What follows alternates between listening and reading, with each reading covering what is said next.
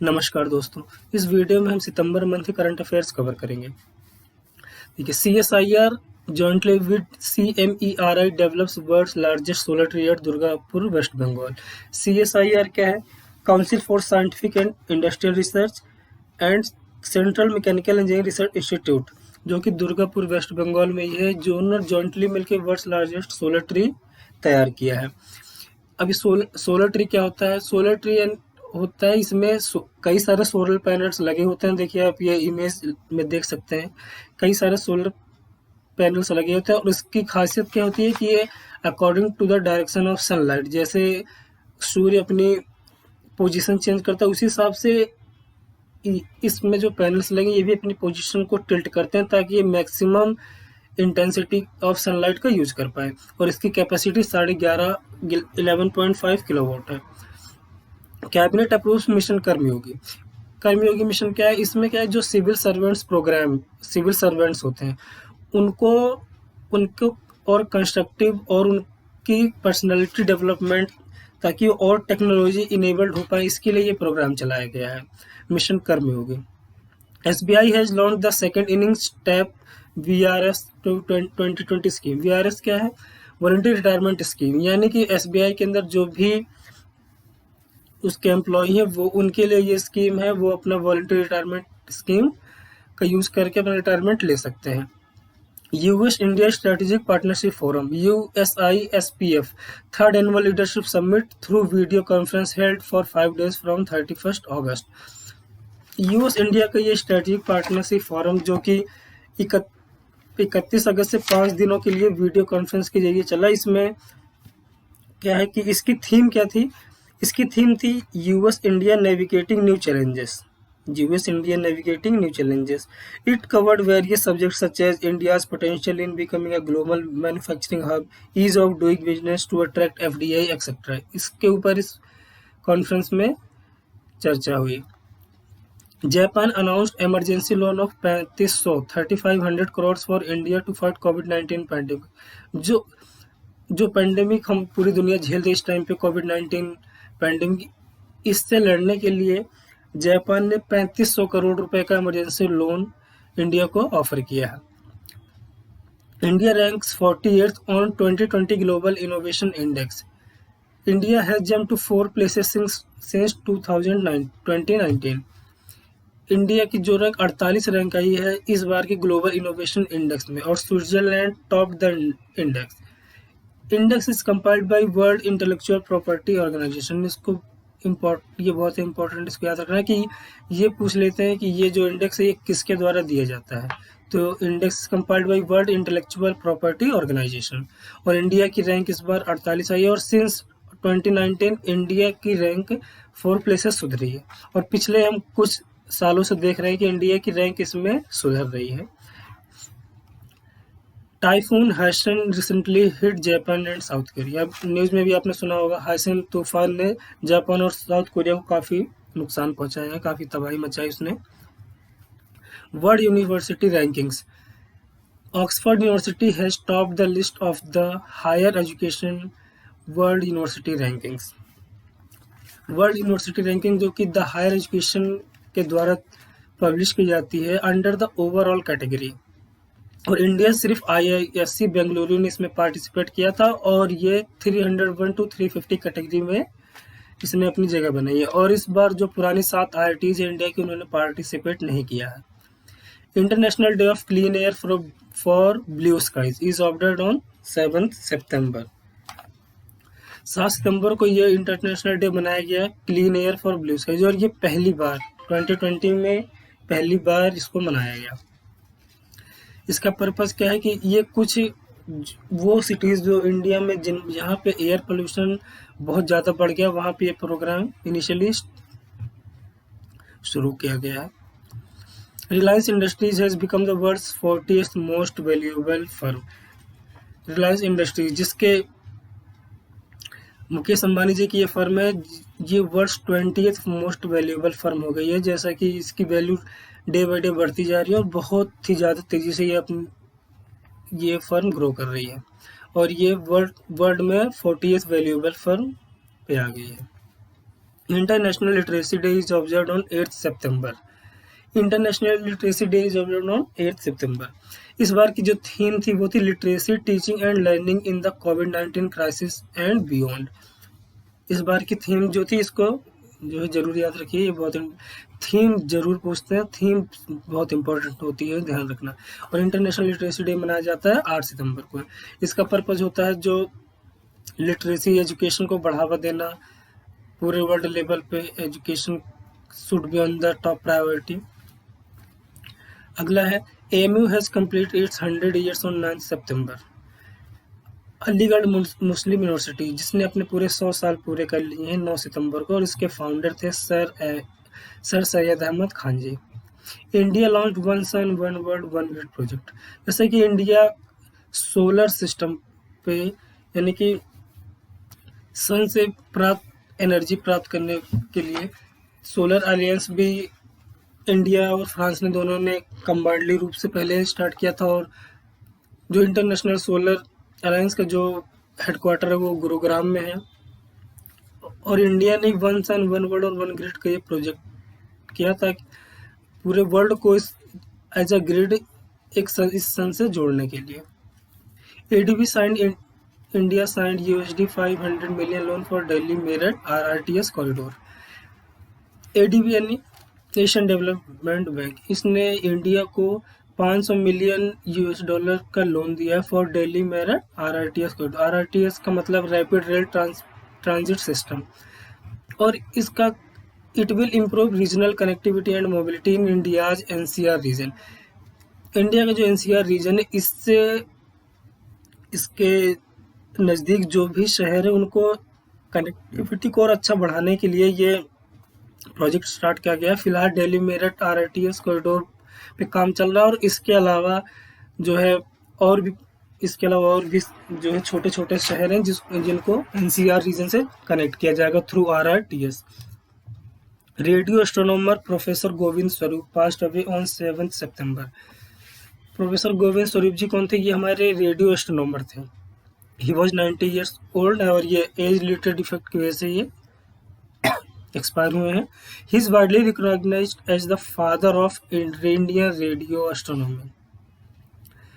इनको widely father of Indian radio astronomy के से रिकॉग्नाइज किया जाता था, क्योंकि इन्होंने बहुत ज़्यादा काम किया है इंडियन रेडियो के प्रचार प्रसार के लिए। India will host summit of the council of heads of government of SCO on November 30। There are total 8 countries in it. India host करेगा जो SCO समिट होने वाला 30 नवंबर को। SCO जैसे कि संघाई कोऑपरेशन ऑर्गेनाइजेशन, इसमें टोटल 8 कंट्रीज है। पहले 6 कंट्रीज थी और 2017 में भारत और पाकिस्तान इसके मेंबर्स बने थे। International day to protect education from attack is observed on 9 सितंबर।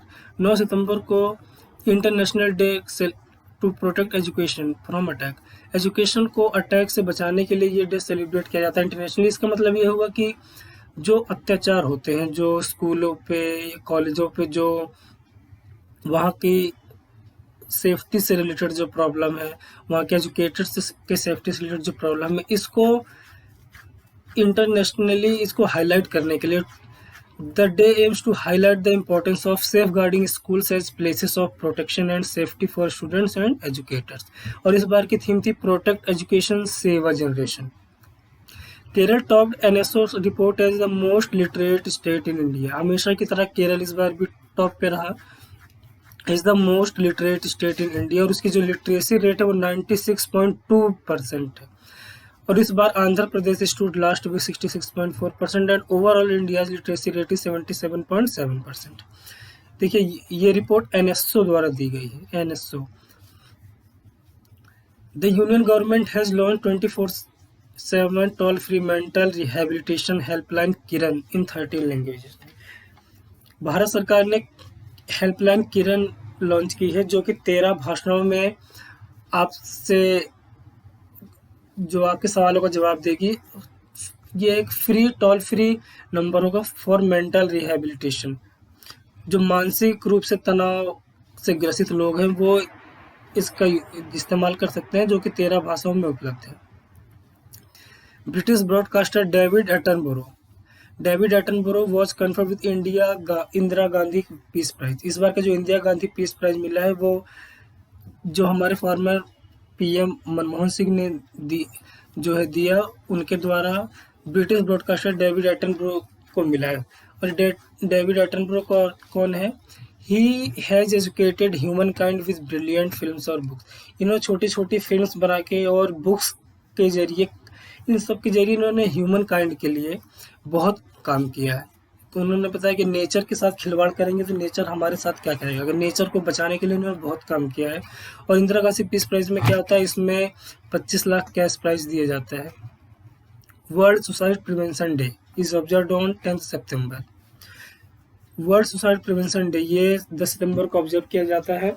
इसमें क्या है कि इस बार की जो थीम थी वो थी working together to prevent suicide. ये डे ऑब्जर्व किया जाता है इन लोगों को जो सुसाइड कर लेते हैं, या उन लोगों को इस चीज़ से बाहर निकालने के, लोगों को जागरूक करने के लिए कि ये करना ठीक नहीं है। हमें अपने आप को, अपनी विल पावर महसूस करनी चाहिए। हमको इतना कमज़ोर नहीं होना चाहिए कि सुसाइड कर लें। India ranks 150th on 2020 global economic freedom index. India has fallen 26 point as it stood last year 79 point last year ranking में। एक ग्लोबल इकोनॉमिक फ्रीडम इंडेक्स में इस बार इंडिया की रैंक 105th है, जो कि पिछले लास्ट ईयर के कंपैरिजन में 26 पॉइंट नीचे गई है। और Hong Kong top the list, Hong Kong number 1 पे है। ग्लोबल इकोनॉमिक फ्रीडम इंडेक्स में मतलब है किसी देश में इकोनॉमिक जो कल्चर है वहाँ पे व्यापार करना, वहाँ पे वो कितना आसान है। इसमें इंडिया की 105th रैंक है। Saudi Arabia chair G20 foreign ministers extending meetings in virtual mode. इस बार की जो G20 फॉरेन मिनिस्टर्स की मीटिंग हुई जो कि वर्चुअल मोड में, उसके सऊदी अरेबिया ने उसको होस्ट किया। पीएम मोदी एड्रेस द गृह प्रवेशम इवेंट इन एमपी में पीएम मोदी ने गृह प्रवेशम इवेंट को एड्रेस किया थ्रू वीडियो कॉन्फ्रेंसिंग। गृह प्रवेशम जो है ये इवेंट एक किससे रिलेटेड था, जो भारत की हाउसिंग फॉर ऑल स्कीम है कि 2022 तक पूरे इंडिया में सबके पास अपना घर होगा। और इसमें करीब 2.79 करोड़ घर बनाने के लिए इसका टारगेट रखा गया है। उसी इवेंट को उसी से रिलेटेड ये इवेंट था जो पीएम ने एड्रेस किया, उसका नाम था Griha Pravesham. P Indian of India along with Russia won the 40th annual world chess tournament. 48वां annual world open chess tournament इस बार इंडिया के पी इंडियन ने विद रशिया दोनों ने कम्बाइंडली इसको जीता है। इस बार ये ऑनलाइन मोड में टूर्नामेंट हुआ और ड्यू टू कोविड-19 crisis. Engineers day celebrated on 15 सितंबर every year in the honour of sir M Visvesvaraya. Sir M Visvesvaraya जो कि एक सिविल इंजीनियर थे, उन्हीं को याद करने के लिए इंजीनियर्स डे 15 सितंबर को मनाया जाता है। और इस दिन हम जो रोल है इंजीनियर्स का इस पूरी दुनिया को शेप करने में, इन मेकिंग द वर्ल्ड, उसमें क्या रोल है उसको हम याद करते हैं, इंजीनियर्स को याद करते हैं। Cabinet approves establishment of new aims at Darbhanga Bihar under PMSSY. PMSSY क्या? प्रधानमंत्री सुरक्षा योजना। इसमें क्या कि बिहार के दरभंगा में एक नया एम्स बनाने के लिए कैबिनेट ने अप्रूव किया है। हिंदी दिवस इज ऑब्जर्व्ड ऑन 14 सितंबर। जैसे कि हम जानते हैं अपने देश में हिंदी दिवस 14 सितंबर को मनाया जाता है। 14 सितंबर दिन क्यों चुना गया? क्योंकि इसी दिन सन 1949 में it was selected as the national language. It is known to be the third most spoken language in the world. Hindi पूरी दुनिया में तीसरी ऐसी भाषा है जो सबसे ज़्यादा लेवल पे बोली जाती है। Third most spoken language in the world. International day for the preservation of the ozone layer is observed on 16 September.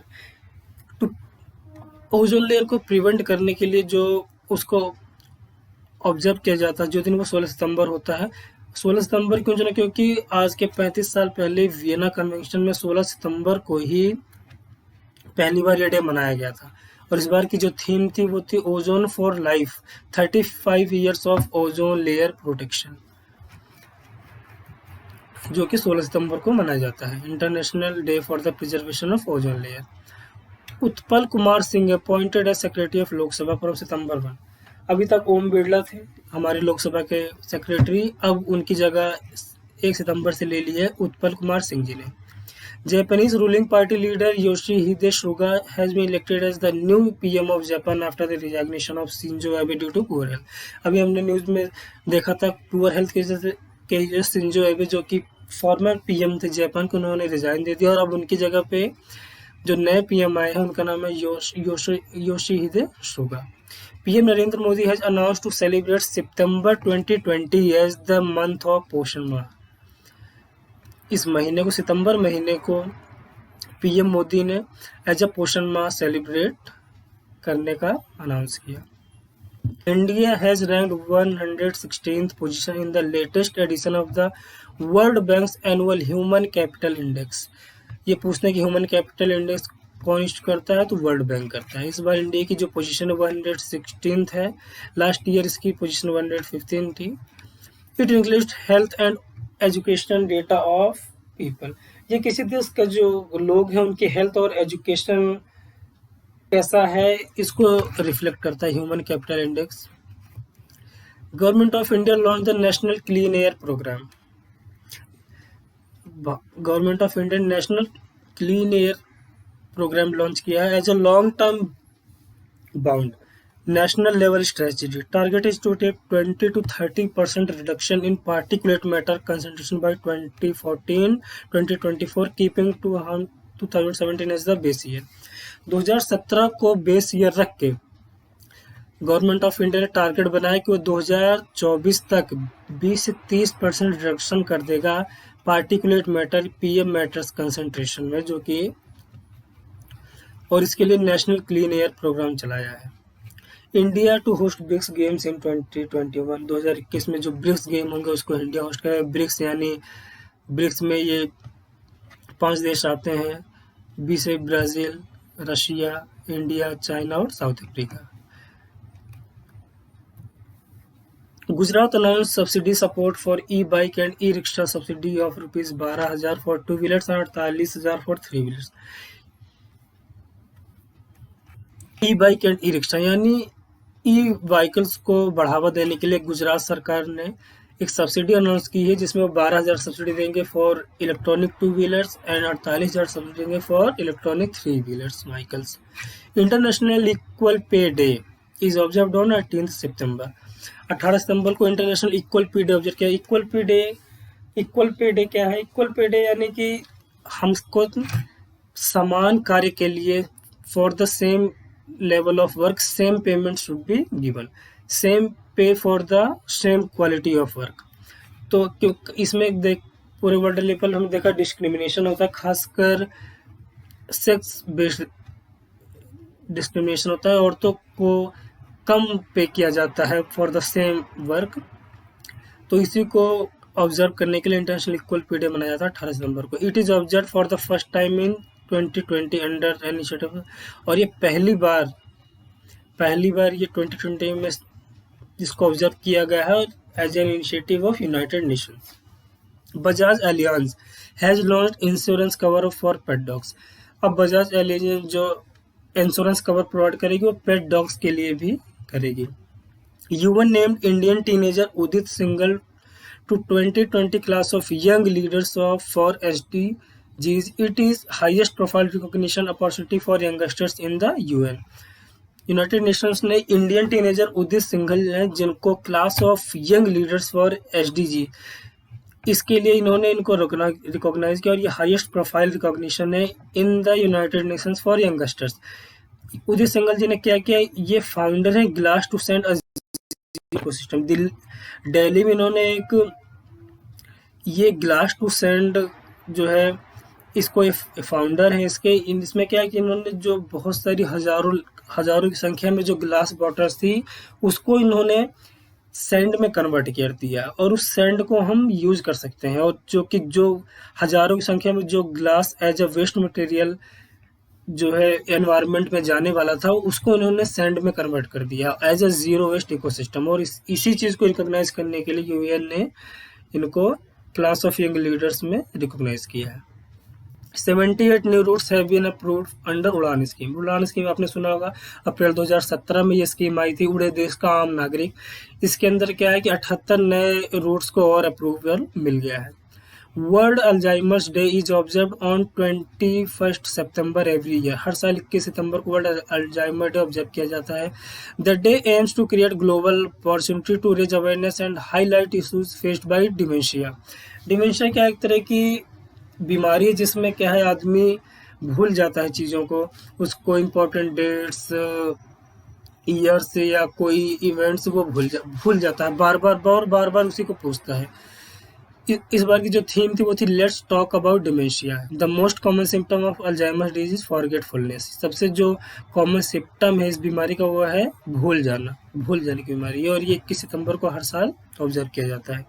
VK Yadav appointed as CEO of railway. जैसे कि हमने इस बार देखा कि रेलवे का जो है पुनर्गठन, जो उसका स्ट्रक्चर है उसको रिस्ट्रक्चर किया गया है, और जो वीके यादव जो एज ए चेयरपर्सन माने जाते थे अब उनको एज ए सीईओ अपॉइंट किए गए रेलवे बोर्ड में।